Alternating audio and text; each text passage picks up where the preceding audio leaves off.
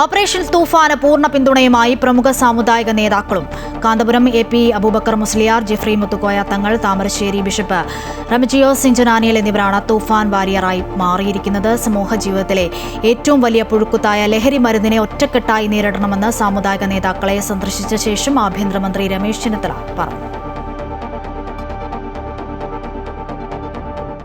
UDF സർക്കാരിന്റെ മയക്കുമരുന്നിനെതിരായ പോരാട്ടം വിജയകരമായി മുന്നേറുന്നതിനിടെയാണ് പിന്തുണയുമായി പ്രമുഖ സാമുദായിക നേതാക്കളും രംഗത്തെത്തുന്നത്. ഓപ്പറേഷൻ തൂഫാന് പിന്തുണ തേടിയെത്തിയ ആഭ്യന്തരമന്ത്രി രമേശ് ചെന്നിത്തല കാന്തപുരം AP അബൂബക്കർ മുസ്ലിയാരെയും ജിഫ്രി മുത്തുക്കോയ തങ്ങളെ സന്ദർശിച്ച് തൂഫാൻ വാരിയർ ബാഡ്ജ് അണിയിച്ചു. സാമൂഹ്യ ജീവിതത്തിലെ ഏറ്റവും വലിയ പുഴുക്കുത്തായ ലഹരിമരുന്നിനെ ഒറ്റക്കെട്ടായി നേരിടണമെന്നും എല്ലാവരും തൂഫാൻ വാരിയറായി മാറണമെന്നും ആഭ്യന്തരമന്ത്രി രമേശ് ചെന്നിത്തല പറഞ്ഞു.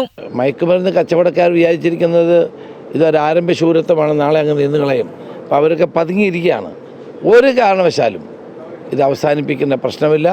കേരള പോലീസ് അതിശക്തമായി ഈ മയക്കുമരുന്നിൻ്റെ മരണത്തിൻ്റെ വ്യാപാരികളെ നിയമത്തിൻ്റെ മുമ്പിൽ കൊണ്ടുവരുന്നത് വരെ പൂർണ്ണമായും കേരളത്തെ ഡ്രഗ്സ് വിമുക്തമാക്കുന്നവരെ ഈ പോരാട്ടം തുടരും. ചെറുപ്പക്കാർ ലഹരിക്ക് അടിമകളാകുന്നത് രാഷ്ട്രീയമോ മതമോ ഒന്നും നോക്കാതെ തടയണമെന്നും അതിന് എല്ലാവിധ പിന്തുണയും ഉണ്ടാകുമെന്നും കാന്തപുരം AP അബൂബക്കർ മുസ്ലിയാർ പറഞ്ഞു. രാഷ്ട്രീയമോ മതമോ ഒന്നും നോക്കാതെ നമ്മുടെ ചെറുപ്പക്കാർ ഈ ലഹരിക്ക് അടിമകളായി വരുന്നതിന് തടയുന്നത് എപ്പോഴും സ്വാഗതാർഹമാണ്. മഹല്ലുകളിൽ ബോധവൽക്കരണ പരിപാടികൾ നടത്തുമെന്ന് സമസ്ത പ്രസിഡന്റ് ജിഫ്രി മുത്തുക്കോയ തങ്ങൾ അറിയിച്ചു.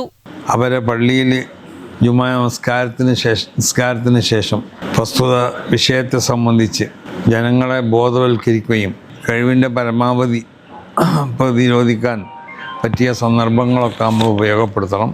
താമരശ്ശേരി ബിഷപ്പ് റെമിജിയോസ് ഇഞ്ചനാനിയലും തൂഫാൻ വാരിയറിൽ ഒരാളാണ്. തൂഫാൻ സ്ട്രൈക്ക്, തൂഫാൻ വാരിയർ, തൂഫാൻ കെയർ എന്നീ 3 ഘട്ടമായാണ് പദ്ധതി നടപ്പിലാക്കുക. ജൂൺ 26-ന് സംസ്ഥാനത്തെ മുഴുവൻ നിയമസഭാ മണ്ഡലങ്ങളിലും തൂഫാൻ ദിനമായി ആചരിക്കാനാണ് ആഭ്യന്തര വകുപ്പ് തീരുമാനിച്ചിട്ടുള്ളത്. അമൃത ന്യൂസ്, കോഴിക്കോട്.